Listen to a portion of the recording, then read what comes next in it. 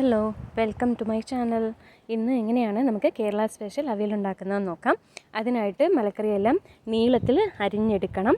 ഞാൻ ഉപയോഗിച്ചിരിക്കുന്ന മലക്കറികൾ carrot, beans, വെള്ളരിക്ക, ബ്രിഞ്ചാൾ, വാഴയ്ക്ക, മുരിങ്ങയ്ക്ക ഇത്രയാണ് എടുത്തിരിക്കുന്നത്.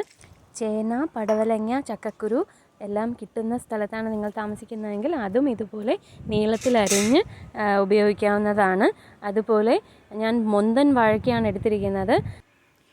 പച്ച നേന്ത്രൻ പഴം കിട്ടുകയാണെങ്കിൽ അതും മൊന്തൻ വാഴയ്ക്കയ്ക്ക് പകരം ഉപയോഗിക്കാവുന്നതാണ്.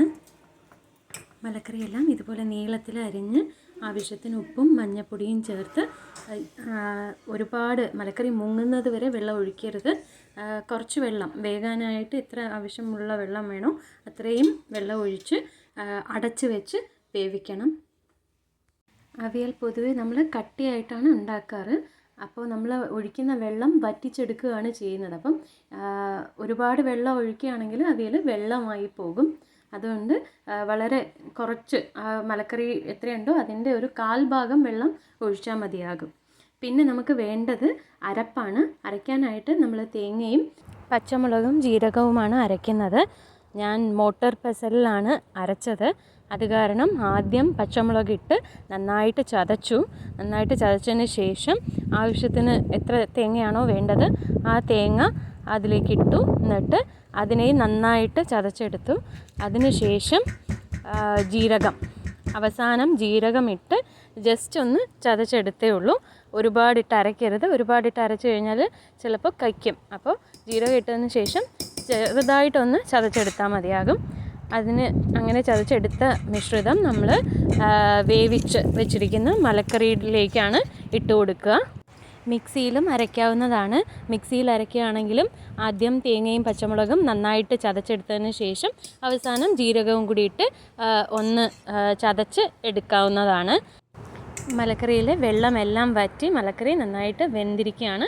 ആ സ്റ്റേജിൽ ഞാൻ അരച്ചു വെച്ചിരിക്കുന്ന മിശ്രിതം അതിലേക്ക് ഇട്ട് നന്നായിട്ട് ഇളക്കി സ്റ്റൗ സിമ്മിൽ വെച്ച് നന്നായിട്ട് അതിൻ്റെ അരപ്പിൻ്റെ പച്ച ചവ മാറുന്നത് വരെ ഒരു 2 മിനിറ്റ് സിമ്മിൽ വെച്ച് വേവിക്കണം.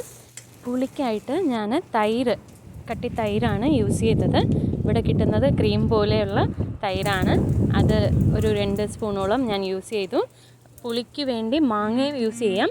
മാങ്ങ യൂസ് ചെയ്യുകയാണെങ്കിൽ നീളത്തിൽ അരിഞ്ഞ് ബാക്കി മലക്കറികൾ വേവാകുന്ന സമയമാകുമ്പോൾ ഈ മാങ്ങയും കൂടെ ഇട്ട് നന്നായിട്ട് വേവിച്ചെടുക്കണം. അതിനുശേഷം അരച്ച മിശ്രിതം ഇടാവുന്നതാണ്.